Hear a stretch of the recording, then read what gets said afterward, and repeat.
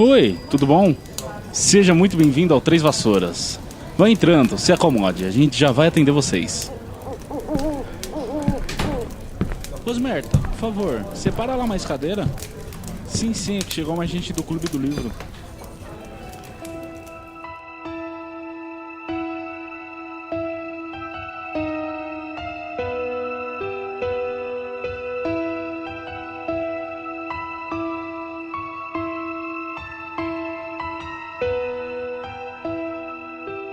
Olá, seja muito bem-vinda, seja muito bem-vindo ao Três Vassouras. Acomode-se e pegue sua cerveja manteigada, porque hoje iremos falar do terceiro capítulo de A Pedra Filosofal, intitulado As Cartas de Ninguém. Eu sou o Thiago, vulgo James, e hoje aqui comigo, como sempre, a minha companheira de bancada, na humildade, pra tudo corre, ela, Heloísa Angeli.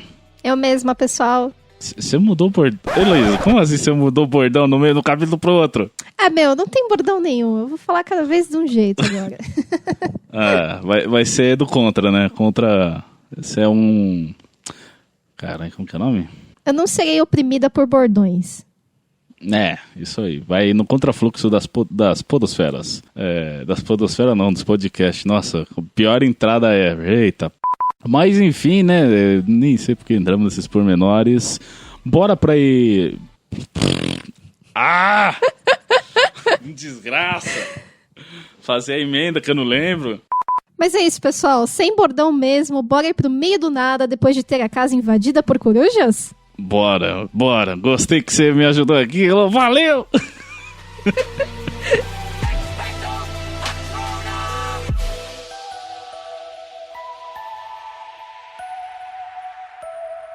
E pessoal, só adiantando aqui, antes da gente entrar no resumo do capítulo de fato, explicando por que não tem errata. A gente tá em pré-loucura de universidade aqui, com onde entrega esse trabalho, etc. Então a gente decidiu gravar o episódio 2 e o 3 juntos. Então a gente não sabe se a gente errou, porque no fundo a gente sabe que a gente é perfeito, né? Mas se assim, porventura acontecer da gente ter falado alguma groselha, o que eu acho quase impossível de ter acontecido, manda e-mails mesmo assim e a gente resolve nos episódios vindouros, beleza? É isso. Obrigado pela atenção.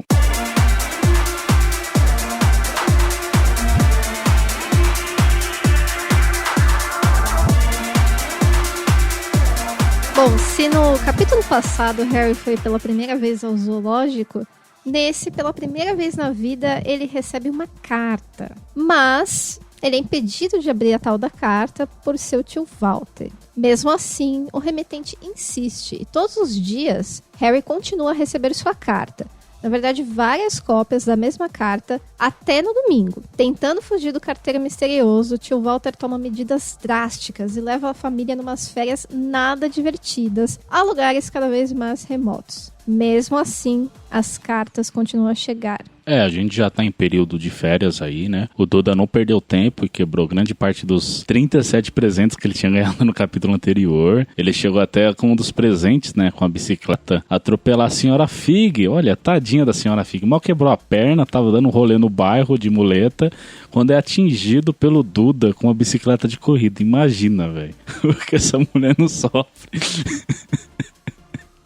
E bem, o Harry finalmente tá de férias também, né?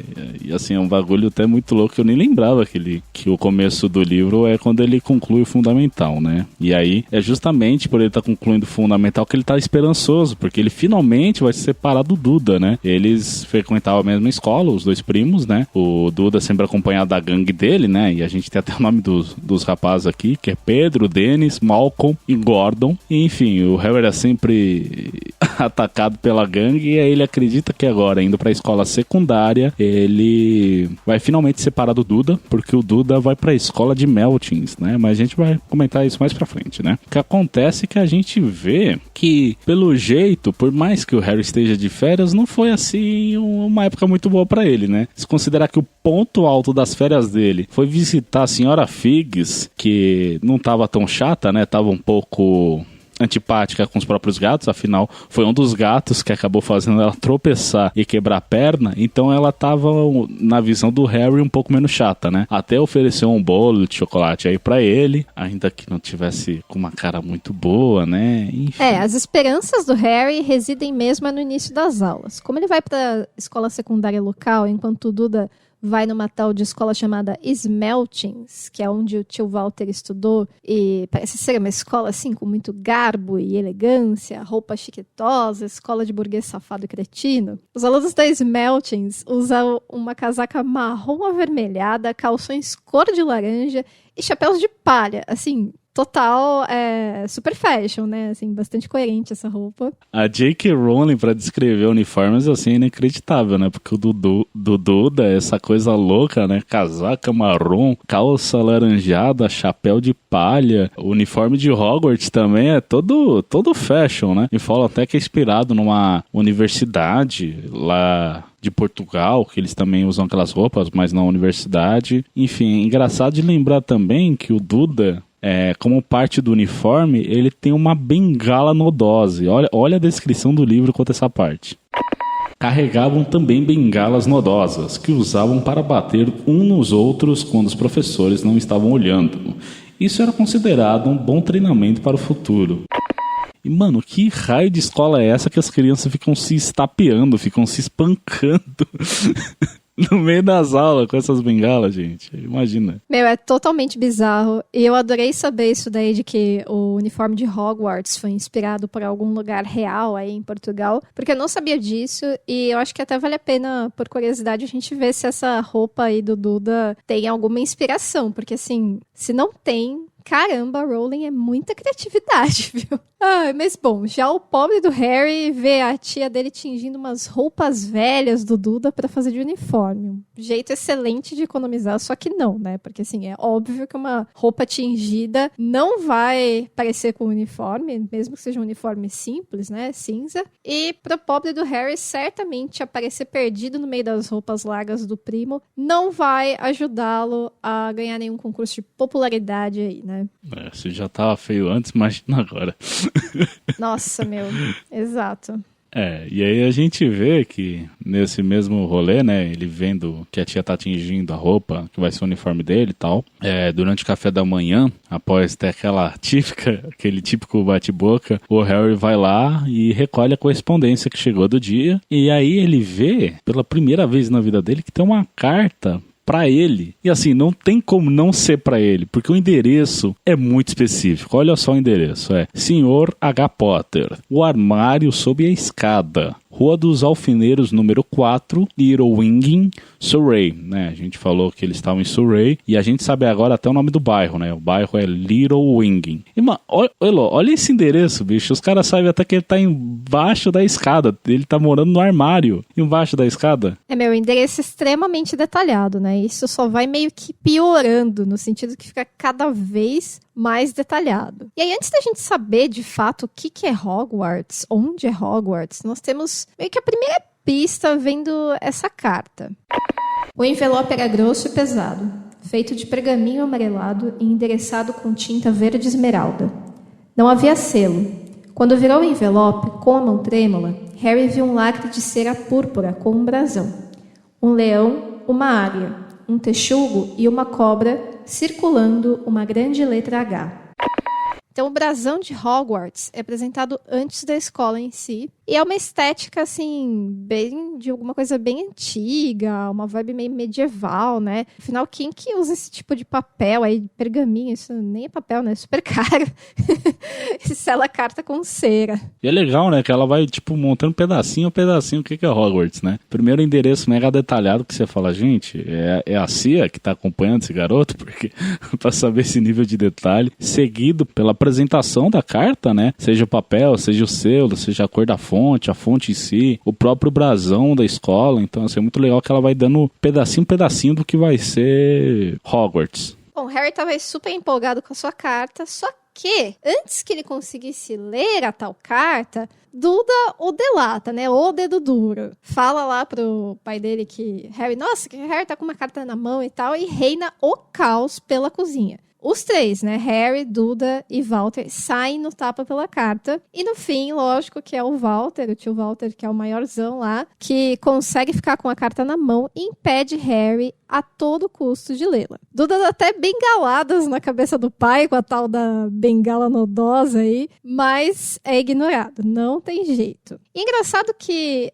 esse tipo de passagem dá a impressão que, apesar do Harry ser desprezado pela sua família, tem ali alguma coisa calorosa, divertida aí na vida doméstica deles, né? O tom é meio engraçado, tem até uma coisa cartunesca, assim, que não contrasta muito com uma criança que tá sofrendo todos esses abusos, né? Porque o Harry não tem medo da família, ele tá sempre confrontando os tios, responde o primo, né? Por mais que ele acabe apanhando depois. E, sei lá, ele parece, em alguma medida, se sentir seguro. Isso é difícil de entender, né? Seria um recurso para deixar o livro infantil mais leve? Seria um erro de caracterização mesmo? Ou talvez fosse o olhar infantil do Harry, que apesar dos pesares é resiliente, otimista? Ou será que a gente tá pensando demais sobre uma coisa pequena? Não, eu acho que vale a indagação mesmo, porque é um pouco dissonante, né? É um pouco incongruente, assim. A gente vê que é um lar abusivo, o menino passa fome, trabalha que nem um condenado, etc, blá, blá, blá, blá, blá, blá, tudo que a gente já falou. Só que ao mesmo tempo, ele tem umas sacadas, assim, pra cima dos Dursley, né? Ele é muito sarcástico, ele fica ironizando. É tido que o Duda é meio tapado, né? É meio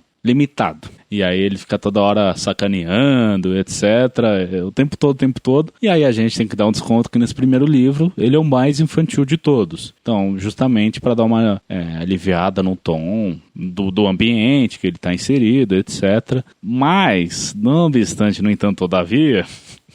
a gente vai ver isso repetindo lá durante toda a saga, sabe? O Harry ainda vai ter essas tiradas com os parentes, sabe? E é um pouco estranho, assim, sabe? Tentar entender isso. Claro que ela usa como humor e tudo mais, só que não faz muito sentido, assim, sabe? O jeito, essa audácia que ele tem com os parentes, ainda mais se for considerar o tio Walter, tanto que é explosivo, etc, né? O comportamento, o temperamento de todos. Enfim, Heloísa, acho estranho isso. No mínimo estranho, pra não dizer pior. Eu acho que, na verdade, mais pra frente, pra mim faz mais sentido ele ter essa postura, porque aí ele tem a segurança da escola, né? Ele tem a segurança de ter um lugar externo naquela casa e eles passam muito menos tempo juntos. Mas nesse começo eu fico meio, o moleque tá lá, né? Sendo abusado, vivendo essa vida horrorosa, mas ele é todo sarcástico, irônico. Eu acho que realmente tem essa coisa da leveza, né? É isso aí. Estamos na mesma página. Enfim, eu ainda assim discordo de você. Mas eu vou deixar para quando aparecer, assim, sabe? Lá mais pra frente, senão o capítulo aqui fica gigante, né? O episódio fica enorme aqui e a gente ainda não analisou o capítulo, né? Vou deixar você continuar aí, desculpa. Bom, após serem expulsos da cozinha, os primos escutam a conversa, né, dos pais/tios pela porta. Duda, que é maiorzão, consegue uma posição privilegiada espiando pela fechadura, enquanto Harry é obrigado a se contentar ali com a fresta entre a porta e o chão. E nessa conversa, eles pegam que assim, a tia Petúnia tá perguntando pro Walter, nossa, mas como que eles conseguiram o endereço? Eles quem, minha gente? E o tio Walter decide que o melhor a fazer é simplesmente ignorar a carta. Sim, ele até fala, né, no livro. Não vou ter um deles em casa, Petúnia. Nós não juramos quando recebemos que íamos acabar com aquela bobagem perigosa. Gente, que bobagem perigosa. Eles quem, sabe? Vai jogando mais pistas aí do mundo mágico, de Hogwarts e etc. E é até engraçado que o Walter, depois disso, ele decide mudar o quarto do Harry, né? Que antes era embaixo da escada, como a gente já viu. E agora ele concede pro Harry o segundo quarto do Duda, né? O Duda tinha 2 quartos, um onde ele dormia e outro que ele usava para guardar as coisas dele que não cabiam no primeiro quarto. E o Harry, ele sempre quis ter um quarto para ele. Imagina você morar num armário embaixo da escada, né? Só que nesse momento, quando ele é transferido, né, pro segundo quarto do Duda, ele preferia 1000 vezes, continuar embaixo do armário, desde que ele tivesse a carta em mãos, né? Então, assim, a gente vê que ele tem muitas esperanças do que tem naquela carta. Eu acho que é muito dos anseios que a gente vê no capítulo anterior, né? De alguém aparecer para salvar ele desse lugar e tals. E o leitor tá com os mesmos anseios que o Harry. E é tudo muito satisfeito, porque assim, não adiantou mudar o menino de quarto. No dia seguinte, chega a segunda carta, endereço atualizado, tão específico quanto? Senhor H. Potter, o menor quarto da casa, Rua dos Alfeneiros 4. A precisão de Hogwarts é milimétrica, sabem exatamente onde o Harry está deitado aí, né? E por que os Dursley mudaram o quarto do Harry? Foi pra tentar fazer um agrado, ver se ele desencanava dessa história de carta também, né? Às vezes, se ele perdesse o interesse, também paravam de mandar. Ou será que era pra vir com o argumento de que, caso aparecesse outra carta, ela viria com o endereço antigo, então não era do Harry? É muita cara dos Dursley, né? Não, a carta não é sua, tá falando que é embaixo do armário. Se não tá embaixo do armário. Bom, eu sei que, mano, rola outro pega pra capar, né? Dessa vez no corredor, o Walter e o Harry. O Harry sobe no pescoço do Walter, uma coisa de louco, assim. E aí, mas o Walter, né? Pô, tá encarando uma criança de 11 anos que malnutrida, né? Então é óbvio que ele fica com a carta. E aí ele queima. Não sei se esse ele queima. Eu sei que ele vai se desfazendo das cartas, né? E aí meio que fica nessa sucessão assim, né? Os dias vão acontecendo, vão chegando as cartas e de cada vez mais estranho, né? No próximo dia, por exemplo, o Harry acorda cedinho. Ele tenta acordar antes de todo mundo pra garantir que ele vai pegar a carta antes do tio. Aí ele põe pro relógio acordar cedo, né? Acorda, desce lá a pé, antepé, sem fazer ruído. Chega lá na porta, ele tropeça em alguma coisa, quando ele vai ver é o tio Walter que pegou um saco de dormir pra ficar pageando a porta pra justamente garantir que o Harry não ia pegar antes dele. E aí nesse dia vieram 3 cartas. O tio Walter fica pistoladíssimo, deixa de ir pro trabalho, ele até chega a lacrar a portinhola das cartas, né, com tábuas. E aí, novamente, dia seguinte, agora são 12. Vai tipo aumentando, né? É uma progressão geométrica que fala? Não sei, eu sei que vai aumentando cada vez mais o número das cartas. Dessa vez chegam 12, e aí como a portinhola tava lacrada, puseram por debaixo da porta, puseram por cima, mas que não coube, eles jogaram pela janela do lavabo. Vai sempre criando essa gradação, né? De cada vez mais cópias da carta, cada vez mais insistência dos Dursley em tentar evitar essas cartas. E o Harry, ele é uma criança muito incompetente, porque ele não consegue pegar nenhuma carta, nem as que estavam lá pela tal da janelinha do banheiro, né? E lendo criança, eu lembro que eu achei que esse capítulo criava, assim, um clima de mistério, expectativa, né? Mas, lendo adulto, essa repetição do padrão acaba sendo um pouco cansativa, né? Quando você já sabe onde isso vai dar, esse negócio de carta que chega cada vez em maior número, Walter não deixa os meninos lerem, não sei o quê, é muito repetitivo. E isso acaba, né, que o tio Walter faltam uns dias do trabalho, acabou tentando...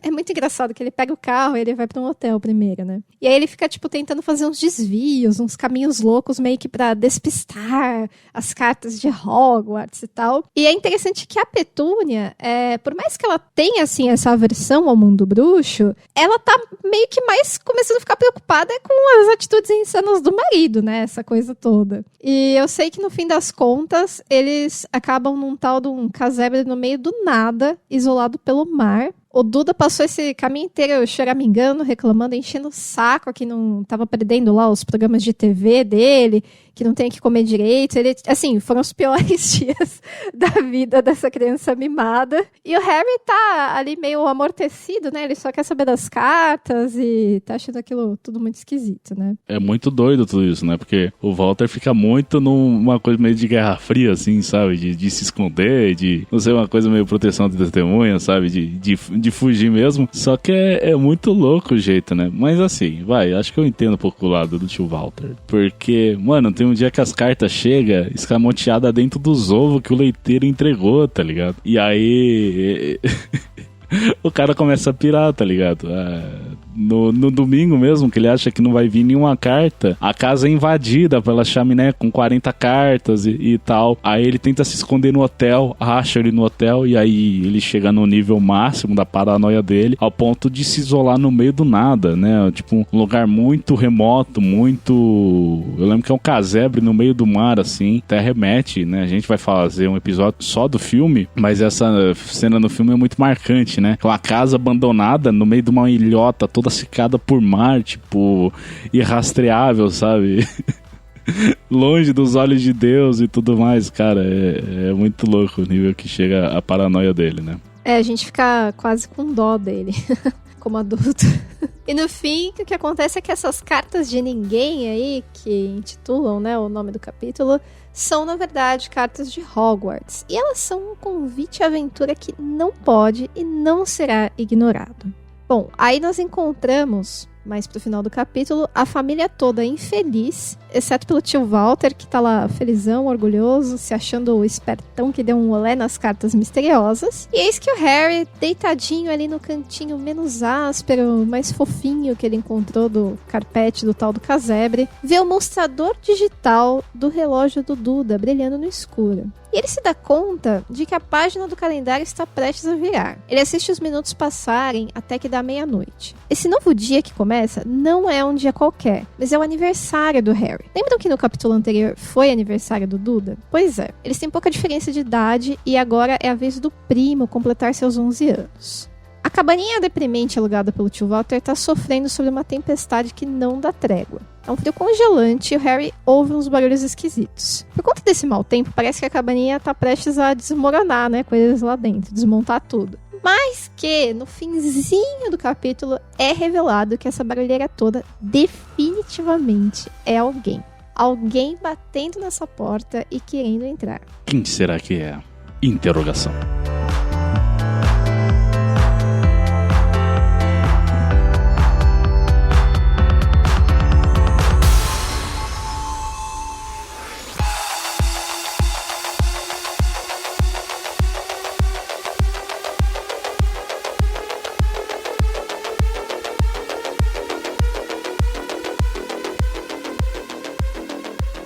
Bom, do que a gente conhece aí da Rowling, das posturas dela na internet, né, que são bem reprováveis, a gente pode presumir que a magia aqui não se trata de Kirkcoding. Mas esse tipo de estrutura é muitas vezes utilizado com esse propósito. Porque pensa só, os Dursley são um pessoal super cabeça de ervilha, eles não estão abertos a aceitar e respeitar pessoas diferentes deles. Não só um pouco como um bando de gente homofóbica, transfóbica? Então, o que acontece é que muitas personagens queer e as suas jornadas pessoais são temas, quer dizer, antigamente eram temas muito sensíveis e até hoje, né, ainda causa. Então, assim, especialmente em obras infantis e tal, às vezes eles dão essa disfarçada, né? Em muitas histórias não se fala na descoberta da própria identidade ou sexualidade explicitamente, mas tem essa caracterização de uma personagem que se sente diferente, se sente deslocada, sente que não pertence àquele mundinho onde cresceu e tá vivendo. E apesar de não ser intencional, talvez a Rowling tenha sido influenciada por esse tipo de história, né? Ou será que estamos viajando demais aqui e é só uma estrutura que remete claramente à típica jornada do herói? Eu acho, Lu, que é um pouco dos dois. Realmente tem um pouco dessa questão aí, até porque o que eu falei lá atrás, né, de trazer um personagem deslocado, que meio que a gente tem uma identificação imediata, que é muito próprio do Harry Potter e várias outras histórias, e que sim, funciona muito com o que você falou, né, a questão do queer coding, etc., das pessoas deslocadas serem justamente menosprezadas e maltratadas pelo resto, né, das pessoas que a cercam e tudo mais, e isso também tem a ver com essa típica jornada do herói, né? E falando justamente em típica jornada do herói, a gente já tá na terceira casa do monomito. E aí a pessoa fala, porra, mas o que é monomito? Do que você tá falando, Thiago? Admito que é o que eu tava pra perguntar, mas que monomito é esse, cara? Explica aí pra gente. Então, o monomito, ele é um conceito de narratologia que foi apontado pela primeira vez pelo antropólogo Joseph Campbell. E ele traz esse conceito no livro dele, Herói de Mil Faces. Campbell, ele analisou várias narrativas, várias histórias e viu que todas elas tinham uma estrutura muito parecida. E aí ele decidiu catalogá-las, e essa catalogação ela funciona tanto como com 12 etapas, mas que também pode ter uma divisão em 17 etapas, né? Caramba, de 12 vai pra 17? Então, aqui tem uns pormenores dentro, né? E, enfim, mas ele, após catalogar, né? Após observar, né? Fazer esse estudo aí, ele conseguiu, Elô, basicamente resumir 90% das histórias já feitas pela humanidade, né? E é daí que viria justamente o nome, monomito, né? Seria um mito. Uma história que se repete em várias histórias. Claro, isso não quer dizer que tudo é uma cópia de tudo, né? Não é que as pessoas plagiam e tudo certo. Que assim, ele viu que é uma estrutura estrutura que as pessoas usam consciente ou inconscientemente, que se aplica às suas histórias, e é graças a essa estrutura que se dá a história e que fascina a gente, que faz justamente a gente querer ver. Claro que nem toda obra vai seguir à risca essas 12 ou 17 etapas, enfim, mas você vai ver muito, né? Uma etapa aqui, outra etapa ali, etc. E assim, né? As pessoas tendo conhecimento, elas conseguem justamente quebrar essa estrutura e inovar dentro do que ela se propõe, né? Mas é claro, para você quebrar, você tem que antes conhecê-la. E aí, em Harry Potter, a gente vê que a Rowling segue, não sei se ela sabia do monomito ou não, mas a gente vê que ela segue muito à risca esse conceito, né? Talvez ela quebre um pouco mais nos livros vindouros, mas no Pedra Filosofal é muito seguido, assim, sabe? Muito fiel, né? O que o Campbell propôs. Propôs não, né? Estudou. E como eu disse, a gente já tá na terceira casa do monomito, né? Na terceira etapa. Vamos lá. A gente teve no capítulo 1 o prólogo, que é onde a gente teve vislumbres tanto do mundo mágico, onde a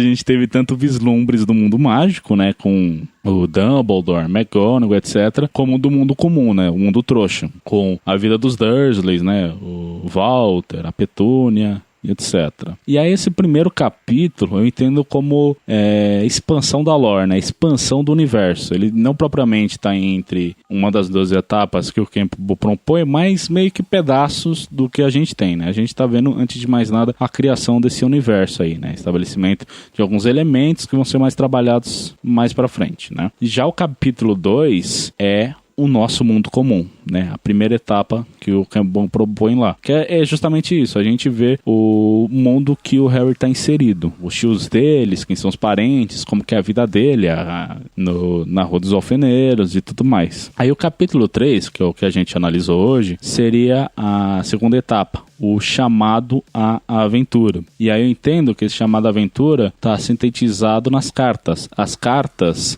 são o quê? Um convite, né? Indicando que ele foi matriculado na escola de bruxaria e magia de Hogwarts, e então seria o mundo mágico, né? Que é literalmente o mundo mágico que o Harry vai ir. E aí seria a etapa 2. É engraçado que o chamado à aventura do Harry foi um chamado à aventura dos Dursley. Porque eles tiveram aí uma pequena aventura passeando pela Inglaterra até chegar no casebre. Não foi uma aventura muito divertida, mas pelo menos, né, trouxe variedade aí à rotina chata deles. Na verdade, Lu, todo esse rolê, todos esses percalços que o Walter fez a família inteira passar, na verdade, é o oposto. É a recusa à aventura, né? Que impede que o Harry leia a carta e, por fim, tenha o seu chamado à aventura, né? Nossa, tinha uma casa pra isso também. Tem o chamado à aventura e a recusa à aventura. Sim, sim. É que geralmente, né, quando o herói é exposto pra ele, que ele faz parte de alguma coisa maior, né, que nem o caso do Luke, né, o Obi-Wan fala, você não quer ir comigo lá enfrentar o Darth Vader? E o Luke fala, não, mas... Mestre Obi-Wan, eu sou só um pequeno camponês aqui, sabe? É o que a gente sempre vai ver. Os heróis, eles inicialmente são avessos porque justamente eles estão muito pregados no mundo comum. Eles não entendem que eles fazem parte do mundo mágico, né? Então sempre vai ter essa recusa. E é legal aqui que a Rowling, ela meio que muda um pouco isso, né? Quem vai recusar a aventura não é o Harry, mas os Dursleys, né? Que vão impedir ele de ter acesso à carta e, portanto, acesso ao mundo mágico. É meio um impedimento à aventura, no caso, né? E aí fica a pergunta, né? Será que no próximo capítulo, né? A gente tá muito certinho aqui na risca do Campbell. Será que no próximo capítulo a gente vai ter a etapa 4? É o que a gente vai descobrir se você ouvir. Se a gente gravar, se nada de ruim acontecer, né? Enfim, é isso, gente. Eu acho que essa foi a nossa análise de As Cartas de Ninguém. Né, Lu? Você tem mais alguma coisa aí pra acrescentar? Não, acho que é isso aí. Fiquei contente de saber mais sobre o trabalho do Campbell aí, que eu já ouvi falar, mas como ficou claro, era só de ouvir falar mesmo, não sabia todos esses detalhes. Espero que os ouvintes aí também tenham curtido esse passeio pelo Campbell. E bem, só lembrando, né, que as nossas redes sociais, a gente tem redes sociais, antes de mais nada, né? E elas são tanto no Twitter como no Instagram, @numeral3, e aí seguido por 3 vassouras por extenso. Eu acho que eu vou descobrindo um jeito certo de explicar como que é a nossa arroba. Mas enquanto eu não descubro, vocês podem conferir aí na descrição desse episódio, que vai ter links para acesso a tudo. E a gente também tem um e-mail, que é 3vassouras@gmail.com, e lá vocês podem mandar críticas, sugestões, elogios, correções, propor collabs, divulgar seu trabalho, enfim, fiquem à vontade. Esse é espaço para vocês. E é isso, gente. Eu fui Thiago, vulgo James, e que me acompanhou aqui, como sempre, a querida e amada Elo, e você foi o nosso ouvinte. Até mais. Até mais, pessoal. Até o próximo episódio.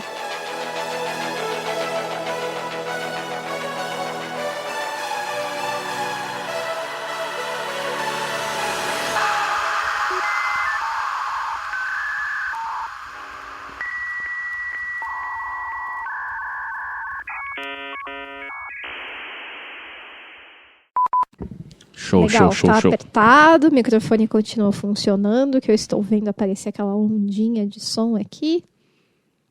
Give me a snap, Elo. Vai lá, me dá seu estalinho também, Thiago. Eu falei certo? É snap mesmo? Sim, acredito que sim. Yes. Eu aprendi com Thanos, o melhor. Nossa, você é tão poliglota, tá vendo? É francês, é inglês. Davai Gavarit Sitias. Bora lá. Isso foi muito gratuito, né? Tipo, vamos falar agora. Tá, bora pro capítulo.